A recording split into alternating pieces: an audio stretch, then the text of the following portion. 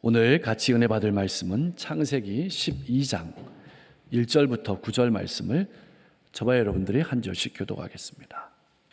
여호와께서 아브라함에게 이르시되 너는 너의 고향과 친척과 아버지의 집을 떠나 내가 네게 보여줄 땅으로 가라. 내가 너로 큰 민족을 이루고 내게 복을 주어 내 이름을 창대하게 하리니 너는 복이 될지라. 너를 축복하는 자에게는 내가 복을 내리고 너를 저주하는 자에게는 내가 저주하리니 땅의 모든 족속이 너로 말미암아 복을 얻을 것이라 하신지라. 이에 아브람이 여호와의 말씀을 따라갔고 롯도 그와 함께 갔으며 아브람이 하란을 떠날 때에 75세였더라. 아브라함이 그의 아내 사레와 조카 롯과 하란에서 모은 모든 소유와 얻은 사람들을 이끌고 가나안 땅으로 가려고 떠나서 마침내 가나안 땅에 들어갔더라. 아브람이 그 땅을 지나 세겜 땅 모래 상수리 나무에 이르니 그때에 가나안 사람이 그 땅에 거주하였더라. 여호와께서 아브라함에게 나타나 이르시되 내가 이 땅을 내 자손에게 주리라 하신지라. 자기에게 나타나신 여호와께 그가 그곳에서 제단을 쌓고 거기서 베델 동쪽 산으로 옮겨 장막을 치니 서쪽은 베델이요 동쪽은 아이라. 그가 그곳에서 여호와께 제단을 쌓고 여호와의 이름을 부르더니 같이 합니다. 점점 남방으로 옮겨갔더라. 아멘. 가나안을 향해서 가족들을 데리고 고향인 갈대아 우르를 떠난 사람은 아브라함이 아니고 아브라함의 아버지 데라였습니다. 데라는 아브라함과 롯 그리고 아브라함의 아내 사레와 함께 길을 떠났습니다. 그런데 무슨 이유 때문인지 몰라도 아브라함의 아버지 데라는 가는 도중에 하란이란 도시에서 멈추고 말았습니다. 왜 그랬을까요? 혹 병을 얻었을까요? 아니면 죽은 아들과 이름이 같은 하란이란 도시가 마음에 끌렸을까요? 아니면 너무나도 살기 좋았을까요? 분명한 것은 끝까지 걸어가지 못하고 도중에 멈추어 버리고 말았다는 것입니다. 얼마의 시간이 지난 후에 하나님께서 아브라함을 찾아오셔서 말씀하시는 겁니다. 너는 너의 고향과 친척과 아버지의 집을 떠나서 내가 네게 보여줄 땅으로 가라. 중요한 것은 하나님께서 찾아오셨다는 겁니다. 아브라함이 하나님을 찾아간 것이 아닙니다. 그것은 우리도 마찬가지입니다. 왜 아브라함을 찾아가신 것일까요? 왜 우리를 찾아오시는 것일까요? 그것은 아무도 모릅니다. 하나님만이 아십니다. 그래서 신앙은 나의 이야기가 아닙니다. 하나님의 이야기입니다. 내 결심과 의지의 이야기가 아닙니다. 나의 삶의 현장 한가운데로 찾아오셔서 말씀하시고 내 인생을 이끌어 가시는 하나님의 이야기가 바로 신앙입니다. 여러분은 어떤 신앙의 이야기를 가지고 있습니까? 여러분의 삶에는 어떤 신앙의 이야기가 진행 중입니까? 또한 너의 고향과 친척과 아버지의 집을 떠나 내가 네게 보여줄 땅으로 가라는 말씀은 그 누구도 아브라함을 대신하여 갈 수 없다는 뜻입니다. 아브라함만이 그 길을 걸어가야 된다고 강조하는 겁니다. 그래서 신앙생활은 결단으로 시작합니다. 내가 주인이 되어서 내 마음대로 살아가던 인생에서 내 힘으로 살아가던 인생에서 하나님의 말씀을 따라 살아가는 인생으로 하나님의 뜻을 따라 살아가는 인생으로 바뀌는 것이 신앙입니다. 그러므로 믿음은 하나님께서 보여주시는 땅으로 걸어가는 겁니다. 아무도 보이지 않지만 말씀을 따라가는 겁니다. 과거에 살아가던 삶의 방식을 끊어내고 미래를 향해서 하나님의 말씀을 따라가는 것이 신앙생활입니다. 그런데 이것은 내 결심과 의지만으로 되는 것이 아닙니다. 하나님께서 역사하셔야만 가능한 일입니다. 나는 어떻습니까? 이 부르심에 응답해서 살아가고 있습니까? 아니면 머물며 안주하며 살아가고 있습니까? 본토는 갈대아 우르를 비롯해서 하란을 포함한 모든 지역을 말하고 있습니다. 그러니까 하나님의 부르심을 받기까지 살아왔던 지역을 말하는 겁니다. 친척이란 한 조상으로부터 태어난 사람을 말하고, 아버지의 집은 아버지와 그의 형제들을 말합니다. 따라서 이 말은 지금까지 살아왔던 과거의 죄악된 관습이나 습관을 버려버리고, 지금까지 내가 붙들고 살아왔던 세상의 가치관을 완전히 청산하라는 뜻이 바로 그 집을 떠나라는 뜻입니다. 하나님을 따르려면은 우선적으로 청산해야 될 것들이 있습니다. 근데 여러분, 이 말의 더 깊은 의미는 너의 형제들이, 너의 친척들이 너와 함께 걸어가기를 거부하더라도 너는 너를 위하여 결단하라는 뜻입니다. 그렇습니다. 영원한 하늘나라를 향해 가는 성도들은 세상의 죄악된 문화와 가치관으로 떠나는 것부터 신앙생활이 시작된다는 것을 알아야 합니다. 그리고 일단 떠났으면 절대로 뒤를 돌아보면 안 됩니다. 사랑하는 성도 여러분, 하나님께서 우리를 부르신 그 부름의 의미는 무엇일까요? 그것은 아브라함과 똑같습니다. 본토 친척 아버지의 집을 떠나는 것입니다. 지금까지 내가 살아왔던 익숙하고 친숙하고 편안히 의지하며 살아왔던 모든 세상적인 가치관으로부터 떠나는 것입니다.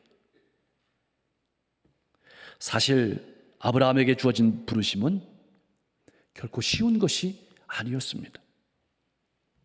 오늘날도 그것이 쉽지 않은데 대부분의 고대의 사람들은 가족이라는 단단한 울타리 삼아 살았습니다.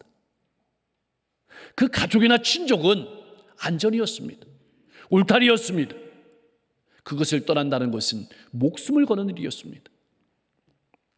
따라서 하나님의 이 명령은 울타리를 바꾸라는 이야기이기도 합니다. 하나님만을 절대적으로 신뢰하며 그 말씀을 따라 살아갈 것을 요구하는 것입니다. 그러므로 하나님께서 아브라함에게 또한 우리에게 요구하시는 믿음은 마음으로만 혹은 말로만 믿는 신앙이 아니라 삶으로 결단하는 구체적인 행동을 말씀하시는 것입니다. 부르심은 또한 하나님께서 보여줄 땅으로 가는 것입니다. 보여준 땅이 아닙니다. 내 눈앞에 보여지는 땅이 아닙니다. 보여줄 땅으로 가는 겁니다. 그래서 히브리서 기자는 이 말씀을 이렇게 히브리서 11장 8절 말씀에서 설명했습니다. 같이 한번 읽어보겠습니다. 믿음으로 아브라함은 부르심을 받았을 때 순종하여 장래의 유업으로 받을 땅에 나아갈새 갈 바를 알지 못하고 나아갔으며. 아멘. 여러분, 보여줄 땅으로 가라는 말은 미래가 보이지 않고 명확한 목적지가 없어 보이더라도 하나님의 말씀을 절대적으로 신뢰하고 길을 떠나라 라는 말씀입니다. 우리를 믿음으로 부르셨다는 말씀에는 하나님께서 하나님의 백성들이 가는 곳마다 함께 하시고 그 길을 인도하시겠다는 뜻이 그 가운데 들어있는 겁니다. 이스라엘 백성들은 구름 기둥과 불 기둥을 따라서 길을 걸었습니다. 구름 기둥을 따라가지 않았으면 어떻게 되었을까요? 아마 뜨거운 햇볕에 타서 죽었을 것입니다. 불 기둥을 따라가지 않았으면 어떻게 됐을까요? 추위 속에 얼어서 죽었을 것입니다. 분명한 것은 지시할 땅으로 가라는 말씀은 누가복음 5장에 나오는 베드로와 그의 형제들이 밤새 그물을 던졌지만 고기 한 마리 잡지 못한 현장에 예수님께서 찾아오셔서 이렇게 말씀하시는 겁니다. 너는 깊은 데로 가서 그물을 내려 고기를 잡으라. 이 말씀은 순종하기 어려운 말씀이었습니다. 그들은 고기 잡는데 익숙한 사람들이었습니다. 기술이 있는 사람이었습니다. 경력이 있는 사람이었습니다. 능력이 있는 사람이었습니다. 지금까지 내가 생각하던 가치, 경험, 모든 것을 다 내려놓으라는 말씀입니다. 아브라함에게 말씀하셨던 내 본토 친척 아비 집을 떠나라는 말씀과 똑같은 말씀입니다. 그때 베드로가 주님께 이렇게 5절 말씀에 대답합니다. 우리들이 밤이 새도록 수고하였으되 잡은 것이 없지만은 말씀에 의지하여 내가 그물을 내리리이다. 말씀을 따라 걸어간 겁니다. 그렇습니다. 하나님께서는 아브라함처럼 자신의 모든 인생을 하나님께 맡긴 채 하나님의 인도하심을 따라 한 걸음 한 걸음 길을 걸어갔던 믿음의 선배들을 통해서 하나님의 역사를 진행해 오셨습니다. 여러분 꼭 기억하십시오.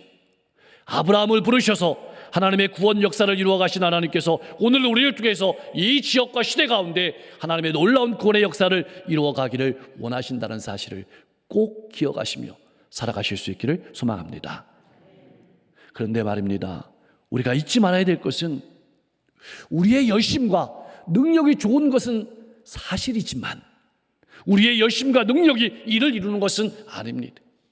하나님의 열심과 하나님의 사랑으로 이를 이루십니다. 우리를 빚어가십니다. 우리가 들어야 될 것은 세상의 소리나 자신의 내면의 소리가 아니라 하나님의 말씀입니다. 우리가 신뢰해야 될 것은 내 능력이나 내 경험이나 내 힘이 아니라 하나님의 말씀입니다. 하나님을 바라보아야 합니다. 이전에는 아브라함이 하나님의 말씀을 따라 걸어가는 역사의 주인공이었다면 오늘 이 시대에는 여러분들이 하나님의 말씀을 따라 살아가는 복된 믿음의 주인공들이 될 수 있기를 주님의 이름으로 간절히 축복합니다. 자, 지금까지 의지하던 모든 것을 포기하고 하나님만을 의지하며 본토 친척 아버지의 집을 떠나게 될 아브라함에게 주어질 축복이 2절과 3절 말씀에 기록되어 있습니다. 7가지의 축복입니다. 첫 번째로는 큰 민족을 이루어 주시겠다고 합니다. 지금 아브라함에게는 자녀가 없습니다. 결혼한 지 오래되었지만 자식이 없습니다. 그런데 큰 민족을 이루겠다 하십니다. 수요가 많아지게 하겠다는 뜻입니다. 큰 나라를 이룬다는 뜻입니다. 이 말씀에는 더 나아가서 존귀한 나라를 이룬다는 뜻입니다. 두 번째 축복은 복을 주시겠다고 합니다. 그런데 이 복은 한 번 주시고 마는 것이 아니라 복을 계속해서 주시겠다는 뜻입니다.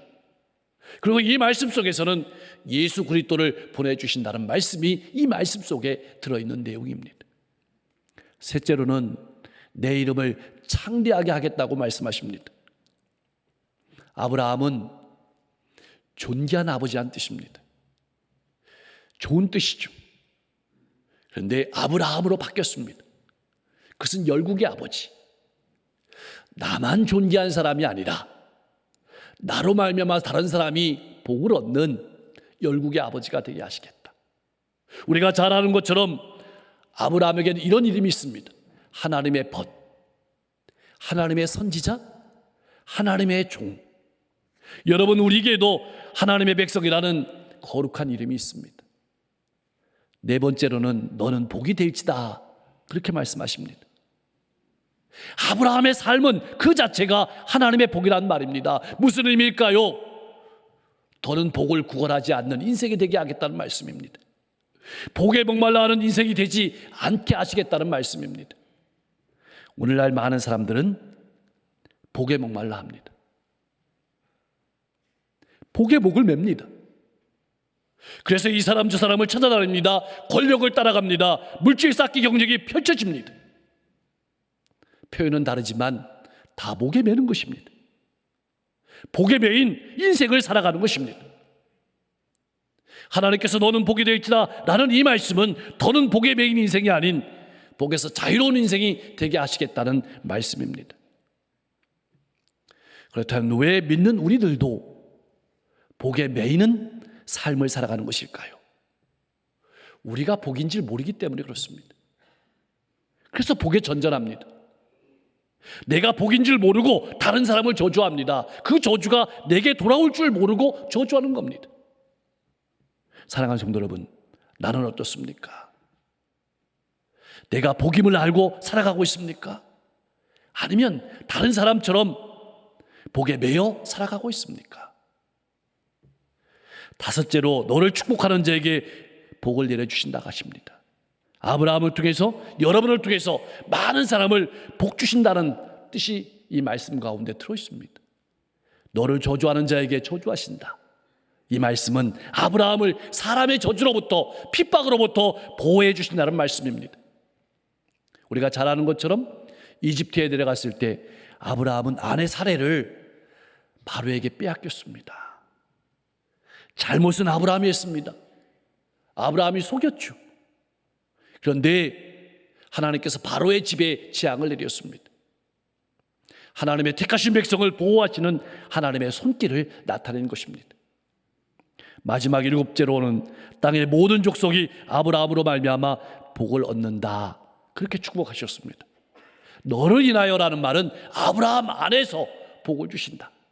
이 말은 아브라함의 후손으로 오실 예수 그리스도를 통해서 천하 만민이 복을 얻게 하시겠다는 말씀인 것입니다. 아브라함은 하나님의 말씀에 망설임 없이 단호하게 결정을 내렸습니다. 여러분, 인간적으로 볼 때는 참 고려할 것이 많았을 것입니다. 쉽지 않은 결정이었습니다. 이때 그의 나이가 75세였습니다. 아브라함은 175세를 살았습니다. 이것을 오늘 우리가 사는 나이로 감안해 보면 40세 전후가 되었을 것입니다. 나이나 경험이나 환경 면에서 가장 좋은 시간, 가장 좋은 나이에 아브라함은 사람의 방법이나 세상의 가치관이나 혈육을 따라간 것이 아니고 하나님의 말씀을 따라 살기로 결정한 것입니다. 그런데 아브라함의 조카 롯은 하나님의 말씀이 아니라 아브라함을 따라갔습니다. 그래서 그의 인생은 소돔에 머물고 말았던 것입니다. 세상의 가치관과 물질이 다 불타버릴 때 그가 쌓아왔던 모든 것도 다 무너지고 말았던 것입니다. 나는 어떻습니까? 하나님의 말씀을 따라 살아가는 삶입니까? 사람을 따라 살아가는 삶입니까? 이 세상에 쌓는 삶입니까? 하늘나라의 보화를 쌓는 삶입니까? 우리의 믿음을 다시 한번 돌아보실 수 있기를 소망합니다. 5절 말씀은 우리가 꼭 주목해야 될 중요한 말씀이 있습니다. 하란에서 모은 모든 소유와 얻은 사람들을 이끌고 가나안 땅으로 가려고 떠나서, 가나안 땅으로 가려고 떠나서, 여러분, 일단 행동으로 옮겼다는 말입니다. 장막을 걷고 일어섰다는 말입니다. 일단 행동으로 옮기면 하나님께서 인도하신다는 뜻입니다. 일단 봉사하면, 일단 전도하면, 일단 교제하면, 일단 용서하면, 일단 사랑하면 하나님께서 나아갈 힘을 주신다는 뜻입니다. 우리의 문제와 아픔은 마음으로만 생각한다는 겁니다. 용서해야지, 사랑해야지, 봉사해야지, 전도해야지, 교제해야지, 내일부터 해야지. 그래서 주저앉는다는 것입니다. 못 떠나는 것입니다. 아브라함은 700km가 넘는 엄청난 거리를 믿음으로 걸었습니다. 마침내 가나안 땅에 들어갔습니다. 하나님께서 지키시고 인도하시고 끌어들이신 것입니다. 이제는 우리 차례입니다. 믿음으로 말씀을 따라 걸은 아브라함을 기다리고 계신 분은 하나님이셨습니다. 하나님께서 분명하게 말씀하십니다. 내가 이 땅을 내 자손에게 주리라. 이제는 분명해졌습니다. 아브라함은 그 말씀을 듣자마자 그 자리에서 제단을 쌓았습니다. 제단을 쌓았다는 말은 그 말씀을 굳게 믿었다는 표현이고, 지금까지 인도하신 하나님의 은혜에 감사한다는 표현이고, 이 땅이 하나님의 약속의 땅임을 선언하는 것입니다. 또 장막을 옮겨서 하나님을 위하여 제단을 쌓고 하나님의 이름을 불렀습니다. 하나님을 위하여 제단을 쌓고, 나는 누구를 위하여 제단을 쌓고 있습니까? 나입니까? 하나님입니까? 우리가 작은 건물 하나를 지어도, 작은 다리 하나를 지어도, 거기다가 벽돌 하나만 내가 얹었어도 우리는 말할 때 내가 그 다리를 지었다고, 내가 그 건물 지었다고 말합니다. 나죠. 나에게 있습니다. 여러분, 신앙이란 무엇일까요? 나를 위해서 바벨탑을 쌓은 삶에서 하나님을 위해서 예배를 드리는 삶으로 바뀌어가는 것이 신앙입니다. 하나님의 은혜를 기억하고 하나님께 영광을 돌리는 것이 신앙생활입니다. 그렇다면 하나님께 영광을 돌린다는 말은 무엇일까요? 하나님의 뜻을 드러내며 살아가는 것이 하나님의 영광입니다. 내가 조금 손해를 보더라도, 내가 조금 무너지더라도, 그로 말미암아서 하나님의 말씀이 이루어진다면 그 자리가 영광의 자리입니다. 하나님을 보여주는 삶을 살아간다는 뜻입니다. 나는 날마다 어떤 제단을 쌓고 있습니까? 여러분, 하나님의 이름을 부른다는 말은, 우리가 찬송한다는 말은 내 자신이 하나님께 속한 사람임을 분명하고 당당하게 밝힌다는 것입니다. 아브라함은 점점 남방으로 옮겨갔습니다. 옮겨간다는 뜻은 말뚝을 뽑는다는 말입니다. 얼마나 힘들었을까요? 얼마나 고단했을까요? 장막을 옮긴다는 표현은 하나님께서 살리시면 살고 하나님께서 죽이시면 죽는 그런 삶을 살아가겠다는 것입니다. 이것이 바로 말씀을 따라가는 삶의 본질입니다. 사랑하는 성도 여러분, 말씀을 정리하며 요약합니다. 첫째로, 신앙은 말씀을 따라 하나님의 세계로 들어가는 것입니다. 이 세상은 바벨탑을 쌓는 사람들로 가득합니다. 우리가 창세기 말씀에서 읽어보지만 바벨탑을 쌓는 사람들이 하는 말은 이런 말입니다. 나를 위하여 우리의 이름을 내자. 내 이름을 위하여. 이것이 바벨탑을 쌓는 사람들의 가치관입니다. 자신을 높이는 것이 바벨탑을 쌓는 사람들의 가치관입니다. 그 세계에서 하나님의 이름을 높이는 새로운 세계로 옮겨가는 것이 신앙생활입니다. 여러분, 우리가 잊지 말아야 될 것은 신앙생활은 고통스러운 결단에서 시작합니다. 현재 눈앞에 보이는 것이 아무것도 없다 할지라도 말씀을 따라서 포기하는 것입니다. 그것이 바로 떠나는 것입니다. 하나님께서 우리를 그 세계로 초청하시는 것입니다. 두 번째로는, 나누지 않는 것은 진정한 복이 아닙니다. 하나님이 아브라함을 부르신 것은 아브라함만 축복하기 위한 것이 아닙니다. 우리가 믿는 하나님은 아브라함이나 이스라엘 민족만 편애하시는 분이 아닙니다. 세상을 이처럼 살아가사 독생자를 우리에게 주시는 하나님이십니다. 하나님께서 아브라함에게 주시는 복은 아브라함과 그의 후손 이스라엘 자손뿐만 아니라 하나님께서 창조하신 땅의 모든 족속에게 약속된 복이었습니다. 우리는 복을 받는 것만 기도합니다. 그런데 하나님은 복의 근원이 되는 것, 다시 말하면 나로 말미암아서 나와 만나는 모든 사람이 복을 받게 되는 것을 꿈꾸면서 소망하고 계십니다. 우리에게 복을 주시는 이유는 다른 사람에게도 그 복을 나누어 주시기 위함입니다. 이 사실을 잊지 마시고 살아가시기를 바랍니다. 세 번째, 신앙인은 날마다 새로워지는 사람입니다. 우리가 잘 아는 것처럼 아브라함의 이름은 17장에 가면 아브라함으로 바뀝니다. 여러분, 이 말씀이 뜻하는 것이 무엇일까요? 하나님의 부르심을 받은 신앙인은 날마다 그 인격과 삶의 자리가 새로워져야 된다는 것입니다. 어제까지의 삶은 어제로 만족하고 오늘은 오늘 새로워져야 합니다. 내일은 다시 새로워져야 합니다. 그런즉 누구든지 그리스도 안에 있으면 새로운 피조물이라, 이전 것은 지나갔으니 보라 새 것이 되었도다.